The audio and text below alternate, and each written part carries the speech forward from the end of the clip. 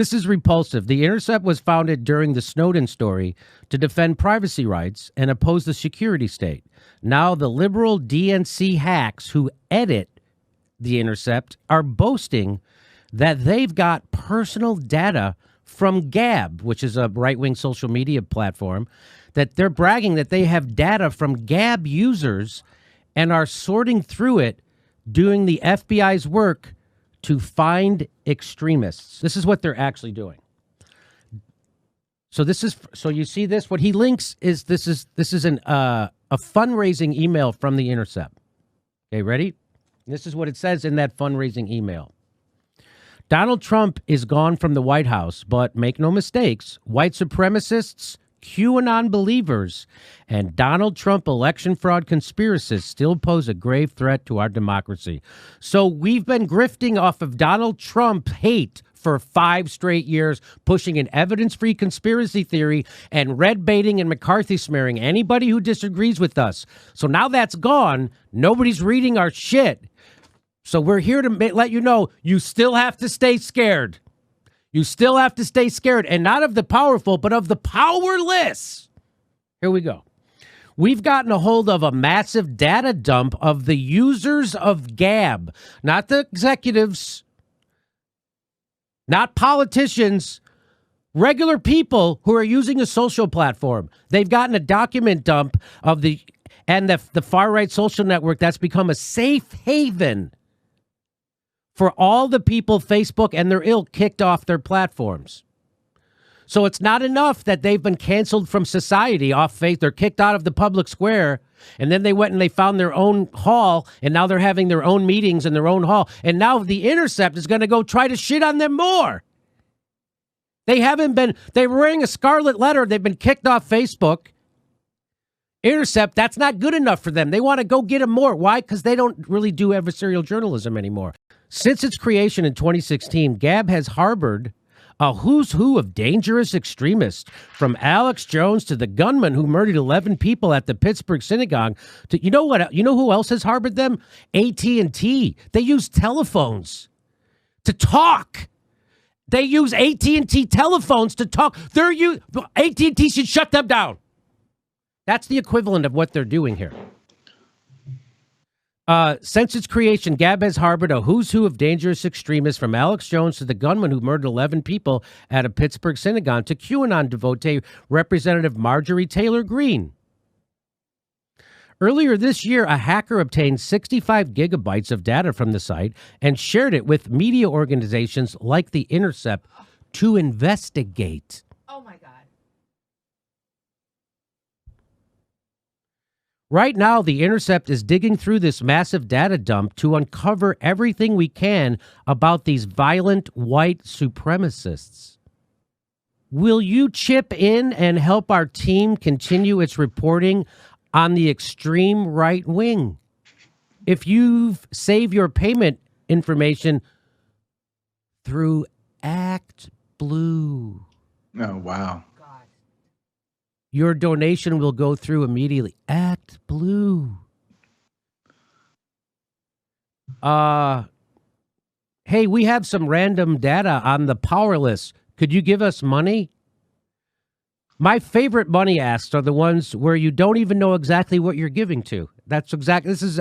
We have billionaire investors. We need help going through data, and we're not going to go into detail about it right now. And Anthony Bourdain was given an award just for kind of acknowledging the plight of the Palestinians. Do you remember that? Yeah.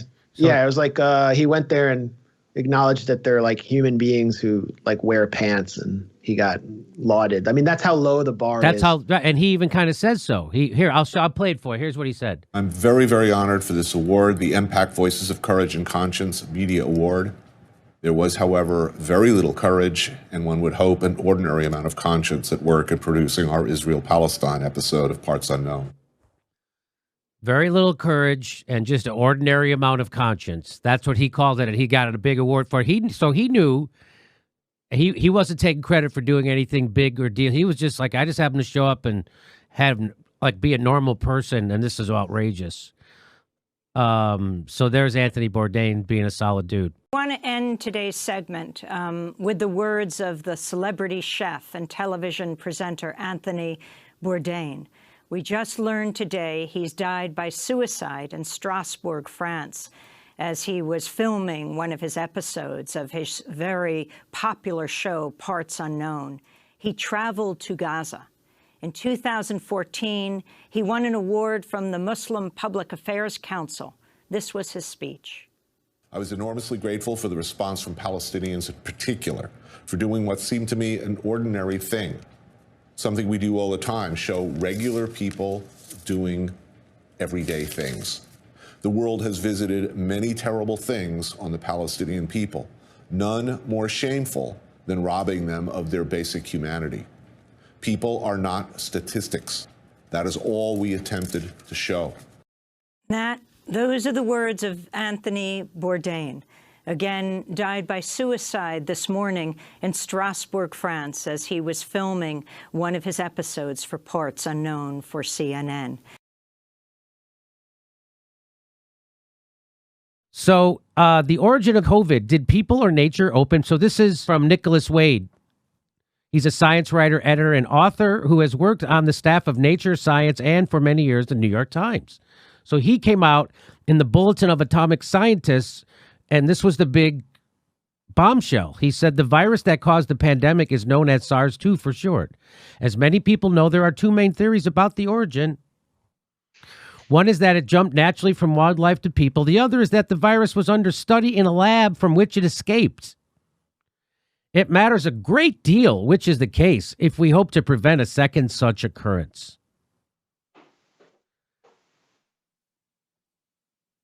It's documented that researchers at the Wuhan Institute of Virology were doing gain-of-function experiments designed to make coronaviruses infect human cells and humanized mice. This is from the Bulletin of Atomic Scientists. It is documented that they were doing gain-of-function research experiments at the Wuhan Institute of Virology. That's what Fauci was just asked about. According to the Bulletin of Atomic Sciences, it is documented that that was happening. Fauci says that we don't ever fund that, and if we do it right.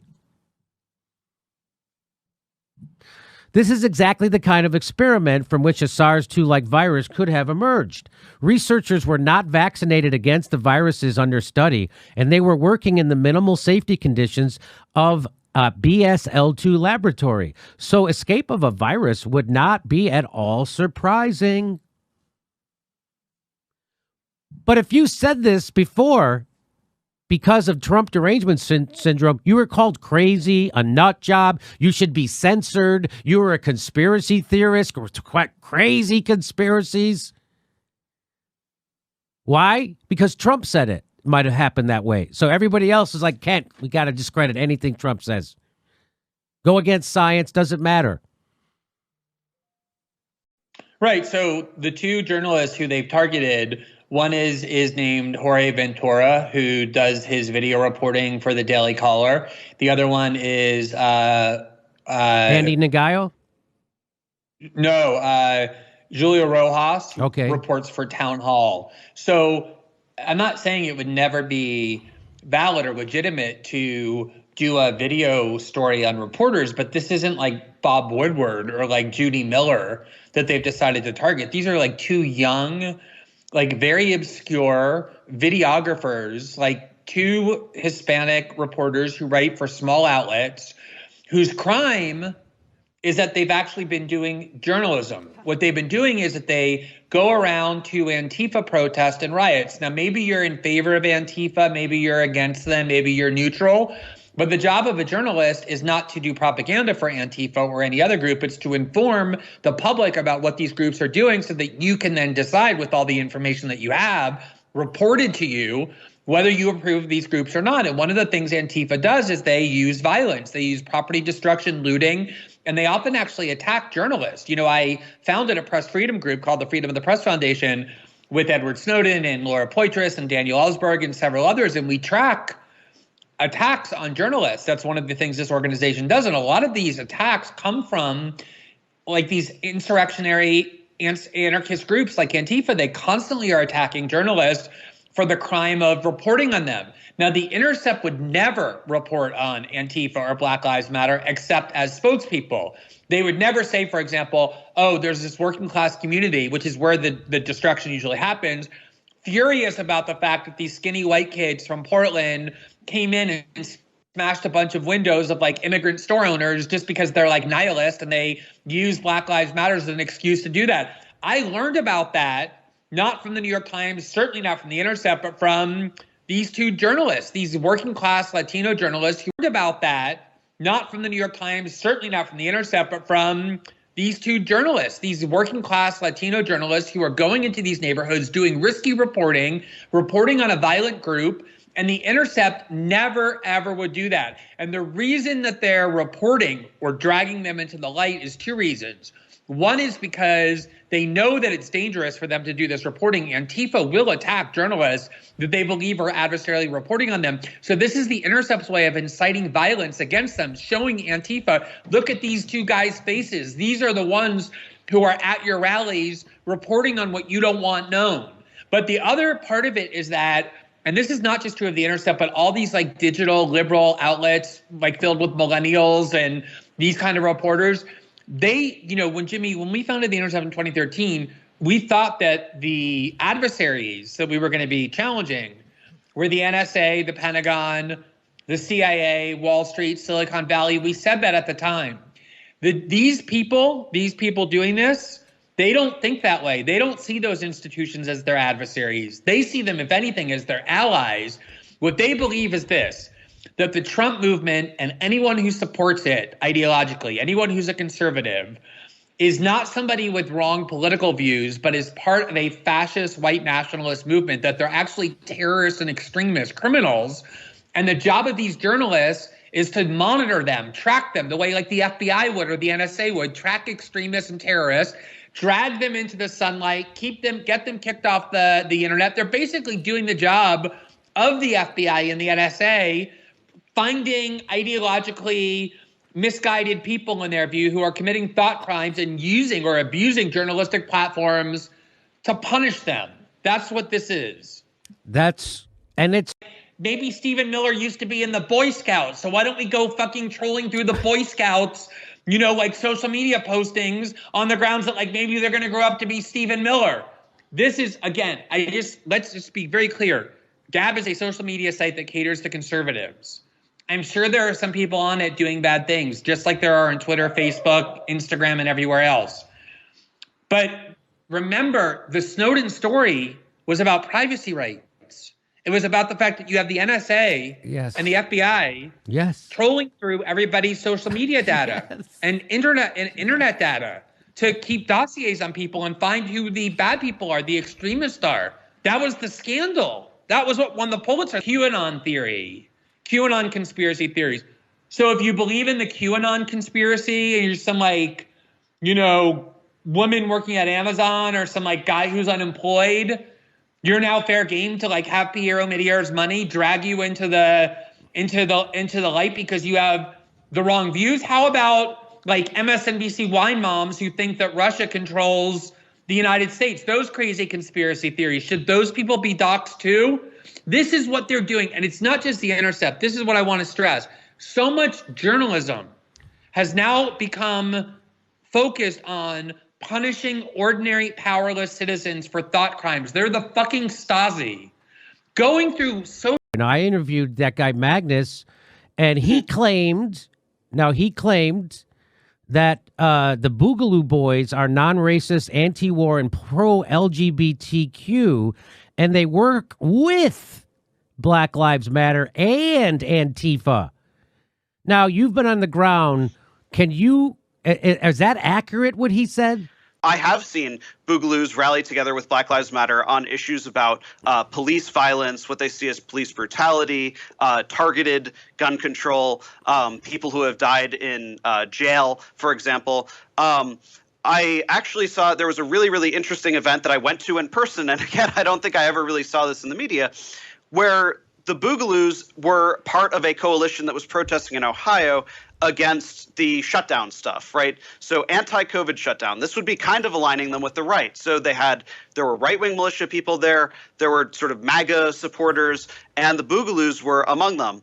And what was really fascinating about that, and the Proud Boys were there, by the way. The Boogaloos started off the day on the side of the Proud Boys.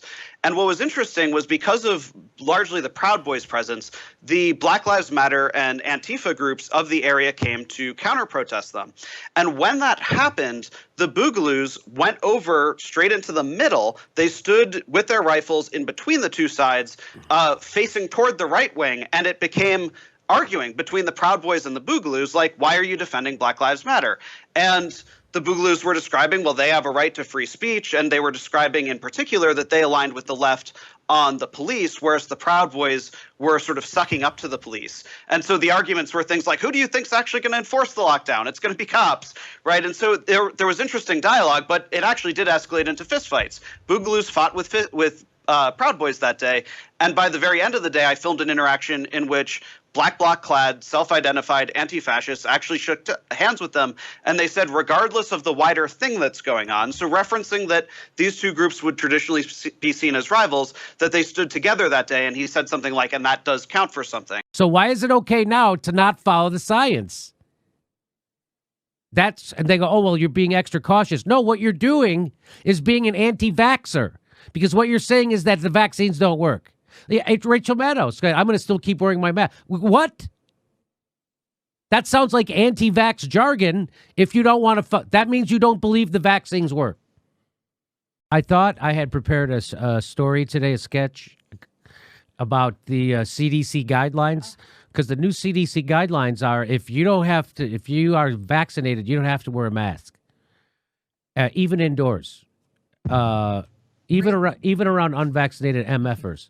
That's the CDC guidelines, and now a bunch of people are against it. The governor of California is not going to follow the CDC guidelines, and I think I just saw another governor, maybe New Jersey, I don't know, another governor I just saw as I was coming into the studio is not going to follow the CDC guidelines.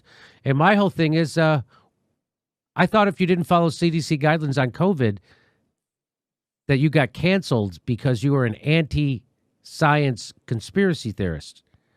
But apparently now, because Trump's not president, now you can question science again. People are saying, well, we're just being cautious. It's different to be cautious when you question the CDC's, because there's a lot of people who want to keep still wearing masks, even though the CDC says don't fucking wear masks. And so there's a lot of people who still, like the governor of California, wants us to keep wearing masks until June, like 15th or something. That's not following the science. And when people question it, whether they're right or wrong, they're being censored. They're just being wiped off YouTube. As I mentioned, Ron DeSantis, the governor of Florida, who I think is like, in many cases, he's a wingnut. In many cases, he's doing voter suppression. I disagree with him on so many things, but he did a panel discussion questioning the consensus, and YouTube just erased it. There was no debate. There was no empiricism there. And I have to say, a lot of the lockdown skeptics that I know seem to be more interested in empiricism than mainstream liberals who just simply accept the quote unquote science. When we talk about the science, it's like talking about the foreign policy consensus. It's often conceived by people who have an agenda and are looking out for their bottom line. Dr. Fauci came out at the beginning of the COVID pandemic and said, don't wear a mask. He said that. And he was lying when he said it, and he knew he was lying when he said it. Well, how do I know that? Because he's admitted it. And the reason why he lied and told people not to wear masks was because he was afraid they would go out and buy up all the masks and they wouldn't have enough masks for their hospital personnel. So it wasn't based on science. It was based on him worried that they didn't have enough supply. So they lied to you so that you would practice bad science and expose yourself to COVID so they could protect someone else. They were making those decisions and lying to you. You can't lie to people about public health. Why? Because now they won't ever believe you going forward. But I wasn't even allowed to say. So like if I said that when Fauci was saying don't wear masks and I said you should, and that would have been me going against the sun. But now everybody can do it. That's what's driving me. Governor Newsom's Twitter feed isn't going to be taken down. His fucking YouTube page isn't going to be taken down. You can go against the CDC science now whenever you feel like it now. Why? Because Trump's not president? Fauci lied about herd immunity as well. Of course. He basically made up a number and then changed it later on because he was afraid that, people wouldn't abide by the CDC guidelines if he put the number at a higher threshold. And the reality is I don't think the U.S. is going to reach herd immunity anytime soon. So I just have a lot of questions here. And I have questions about why the CDC also isn't working towards finding a treatment protocol for COVID-19. There have been, there have been some breakthroughs there. Ivermectin is one thing I'm hearing about, but the CDC doesn't seem to be interested in that. They're only interested in pushing everyone to take these shots, and we're being bombarded with propaganda from people like even nighttime comedians like Jimmy Kimmel, who did a spot that was actually sponsored by Moderna. It actually says at the bottom, sponsored by Moderna, and Kimmel's pushing the Moderna vaccine. And then in a subsequent spot, Kimmel is mocking people who are hesitant to take it. Once again, I'm not saying don't take it, but there are a number of questions out there, and these kind of inconsistencies between California and the federal recommendations are creating a lot of confusion and questions in people, which leads to this culture of hyper coercion. And so they're throttling the shit out of us. They really want us to go away, and they really want you to watch Chris Cuomo and Anderson Cooper and Rachel Maddow on YouTube. YouTube wants you to watch that. So anyway, there you go. AP, why does journalism hates itself? They won't even stand up for themselves. You think Trump was the guy who was the enemy of journalism? You know who's the enemy of journalism? The New York Times, CNN, NBC News, the Washington Post. Those are the enemies of journalism. They're the enemies of journalism. And now the CEO of YouTube. They won't even stand up for Julian fucking Assange. They won't even stand up for the basic journalism. This aged as well as when she bragged about her $12,000 ice cream freezers. That's pretty fantastic. Again, these are all the people who pushed #MeToo until it came down to him and Bill Clinton and then Joe Biden. I was never for the #MeToo. I always think you should be able to defend yourself. And people make up shit all the time. You know why? Because I've been smeared by New York Times, Washington Post, the CNN. So if those people will make up shit on the regular, I'm sure any random person in the universe will make up shit. So you got to be able to confront your accuser, and you got to be able to defend yourself with a robust defense. But people get canceled without all the time. Look what happened to Shahid Buttar. They just canceled him without a trial, without a thing, without anything, because they were enforcing #MeToo until it happened to an establishment Democrat, and then #MeToo went away. Oh, amidst Israel's devastating assault on Gaza, New York Congresswoman Alexandria is preparing to introduce a resolution that would block the United States' $735 million sale of bombs to Israel. The resolution that Alger will introduce is known as a joint resolution of disapproval. Hey, by the way, I hope I make it. That's what a 7-year-old Alabama girl who's selling lemonade to fund her own brain surgery said. But the problem NBC News wants you to think is YouTube. Why? Because we're beating them and taking their advertising dollars. That's why. And YouTube, the CEO of YouTube would love to get rid of us. We're a pain in her ass. Google is the most profitable company in the history of the world. They own YouTube. They could get rid of independent news with no problem and never have a problem. And that's what they want. They're not for us doing news. They're not for you getting a different perspective on the news than what the corporate oligarchs want you to have. That's YouTube. So I'm telling you, it doesn't look good for free speech or news. And this is the exact thing she called out Tulsi Gabbard for, and here they are doing it themselves. You think I'm kidding? Here it is. We are sent here to lead. AOC hammers Tulsi Gabbard for voting president on impeachment. Alexandria chided House colleague Tulsi Gabbard for refusing to vote in favor of President Trump's impeachment.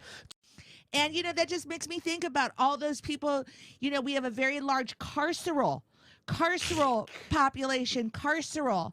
And I felt like I was carceraled when during the that thing in January that I'm still reeling from. You need therapy. I do need therapy. Nothing against therapy, but we need to. You know what? Call me. I'm open to hearing what. I won't even be offended, Will Jimmy. You take it personal? I won't take it personally unless it's violent, and then I'll probably have somebody come to your house. Let's say if you had Occupy Wall Street, right? And then taking Occupy Wall Street, which was a Democratic protest calling for some reforms, and then hijacking that into an armed insurgency, arming the most fanatic people all over the world, bringing in Uzbekis and Afghanis and Pakistanis to wage jihad. That's what it would be like. Because there were protests in 2011 in Syria calling for democratic reforms. It is a police state. There were real protests. But at the same time, there was also a concerted effort by these countries you're talking about, Qatar, Saudi Arabia, Turkey, the U.S., to support militants who were also attacking police forces. And the Syrian government responded very harshly. There was a crackdown. But look, no matter how they responded, I don't think they could have avoided this turning into a war. You don't wage a war on civilian protesters. If you're going to defeat a civilian uprising, you can do it pretty quickly. It happened. It happened all over the Arab Spring. Okay, but this was a war where Syria was flooded with sophisticated weapons. The reason Russia came in on Syria's side was only after the U.S. gave anti-tank missiles, which were just wiping out Syrian soldiers. And they were winding up in the hands of al-Qaeda. Most of the anti-tank missiles that the U.S. put into Syria ended up in the hands of al-Qaeda. And that is why we now have the province of Idlib controlled by al-Qaeda, the largest al-Qaeda safe haven since 9/11. That's thanks to the U.S. And that is what Syria was fighting back against. Whatever you think about the Syrian government, they have plenty of problems. There's an entrenched, Ba'ath party that goes back decades. That there's all kinds of critiques of them that are legit. But nothing gives us the right to flood this country with weapons to destroy it and leave it in ruins. And it's like it's incredible what saying that opinion in U.S. media culture, whether it's progressive or mainstream, is considered somehow supporting a dictator. In the Syria dirty war. And on this trip here, I've heard so many stories from Syrians who suffered losses of their families. People who were kidnapped by U.S.-backed rebels. I've seen, I went to someone's house who had a bunker because she lives in Damascus's old city, one of the most, precious places in the world, going back, like to the first century. And she had a bunker underneath her house, and she had to live there for months because the rebels who we were arming were lobbing mortars, dozens of them a day. And so nobody was safe. And then in response to that, Syria, Russia, and Iran, but Syria and Russia especially, launched a very brutal bombing campaign. And I saw the impact of it, just like miles and miles of devastation, destroyed homes. And it's horrible to see. But ultimately, the fault for this whole thing are the people who gave billions of dollars to foreign fighters and some local Syrians to wage a war. What right do we have to do that? And it led to destroying what was a stable country, which not left-right solidarity, class. And that's what they can't get through their fucking head. That's how you organize. And the problem with that guy, Magnus, who's a Boogaloo boy, is that those are the kind of people who used to vote for Democrats 30 years ago, and they aren't anymore because they've been squashed also by the fucking capitalist machine. Those guys are victims of the capitalist machine, just like if that guy's unemployed. He wasn't getting his COVID relief. That's why everybody's fucking bringing guns to the Capitol, because their livelihoods are being taken away from them. So why don't you engage them? And so what I tell people is, what is your message for that guy? That guy says he's pro-Black Lives Matter. He says he's pro-LGBTQ. He's anti-Trump. He's anti-war. You don't have a message for that guy? That's your fucking fucking failure. And those are people trying to conflate what was that. Everybody, they wanted to make you think half the country's racist, and so we can't work with them. The Republican Party's always been racist. 3 out of the last 4 RNC chair people apologize for the fucking Southern strategy they've been doing my whole life. So this idea that racism just got invented by Trump is fucking crazy. And that's what, and so they've been working with these motherfuckers. Joe Biden's a racist. The people are in fucking prison because of Joe Biden's racism, not because of Donald Trump.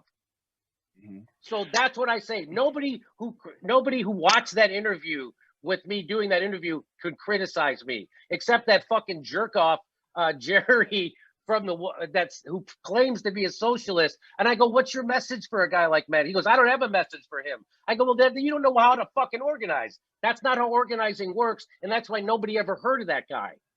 Yeah. I'm just telling. So if you're going to organize, when you go to at Occupy Wall Street, did you go and ask somebody, are you a Republican? Are you a Democrat? Are you a libertarian? Are you a socialist? Are you a progressive? Are you a boogaloo? You don't fucking do that.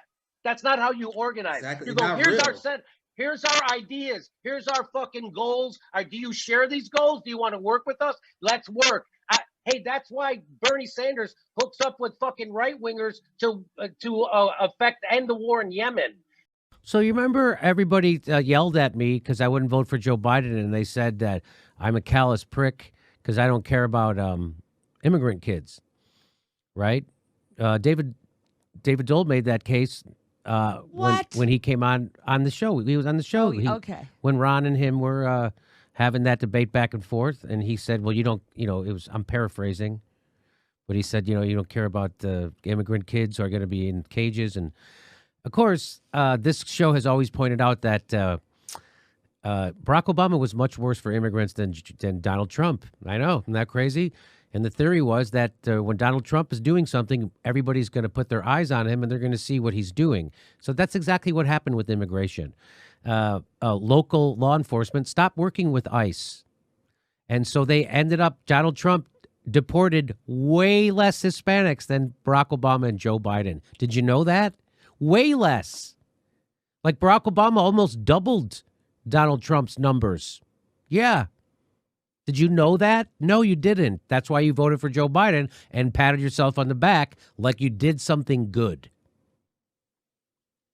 And so now I'm here to tell you, Joe Biden put Kamala Harris in charge of the border crisis. And then she immediately arrested the border because the border had pot. Peter Daszak, president of the Echo Health Alliance, which sent $3.4 million in grant money from the National Institute of Health to the Wuhan lab between 2024 and 2019, thanked Dr. Fauci for backing the natural origin theory of the coronavirus. So I'm going to explain, there's a lot in here, and I'm going to explain this to you.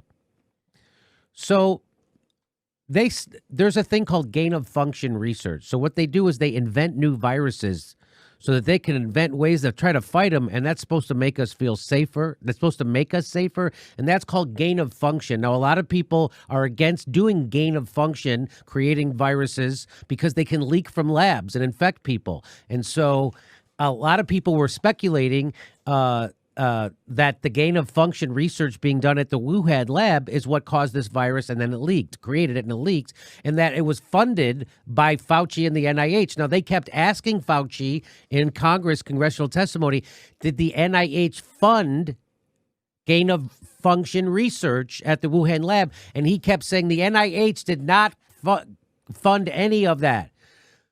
But he was parsing his words because they did give money to the Echo Health Alliance. So the NIH gave money to this cutout, Echo Health Alliance, and then they sent the money to the Wuhan lab. And so it looks like it was fishy, sneaky, and they were trying to get around it because the United States government stopped doing the sending money to the Wuhan, doing gain of function. And then it was it 2017? It was 2014 they quit. And in 2017, this happened. So just so you know what this all means. So when it says Peter Daszak, the president of Echo Health Alliance, who was funding this gain of function research, which people are speculating led to the creation of the coronavirus and then the leak from the lab. So this guy's, he's nervous. This guy, he might be responsible for that's what it looks like, right? And so Dr. Fauci, he sent an email thanking Dr. Fauci for backing it didn't come from a lab leak theory. So this guy's thanking him. If you have a theory it came from a lab, don't shame that person.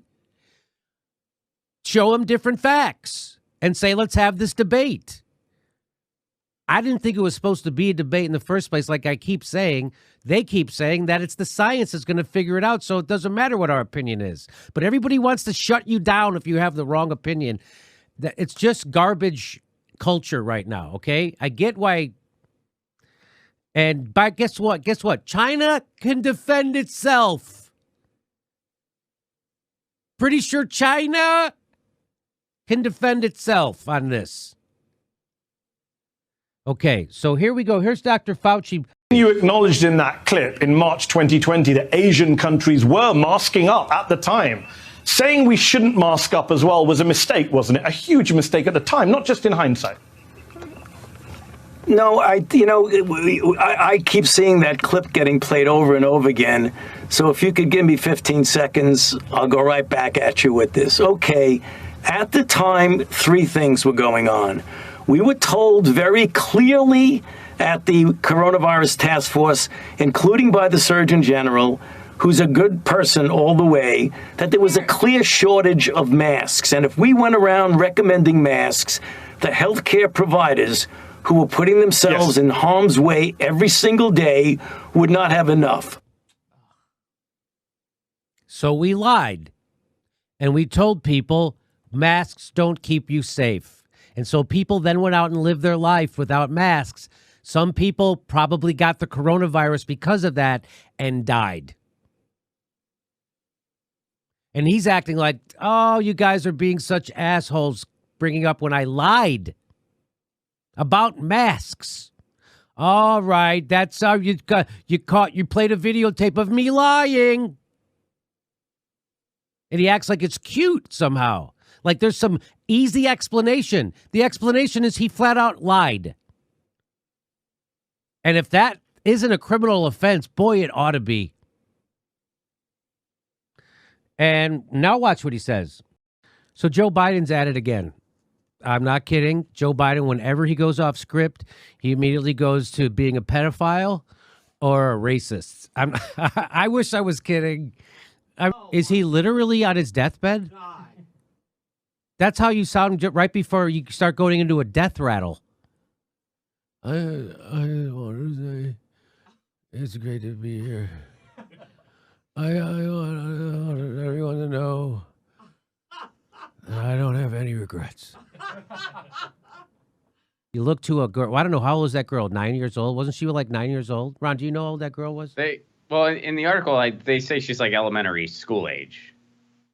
I don't think they said exactly how old she was, or I didn't see it. But she's a young girl. And this isn't a generational thing, okay? That's not a generation. This guy's been told not to do that stupid shit over and over. And every time he goes off script, he goes to a 9-year-old girl, starts sexualizing her. Look at her like she's not with her barrettes. What are you doing?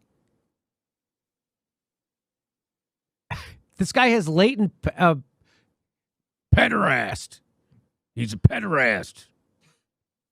I wonder why they try to prevent Joe Biden from doing press conferences. I don't get it. And by the way, the DNC already preemptively blocked that little girl on Twitter, just so you know. I guess it used to be being a war criminal was a prerequisite for being president. Now here it is. You just have to be maybe a pedophile. Being a sexual creep is now the prerequisite for being president. Biden, they tweet this out. Here he is again, talking to a young little girl, looks to be a teenage girl, maybe even preteen. Stay cool this weekend, folks. What in the F are you guys doing?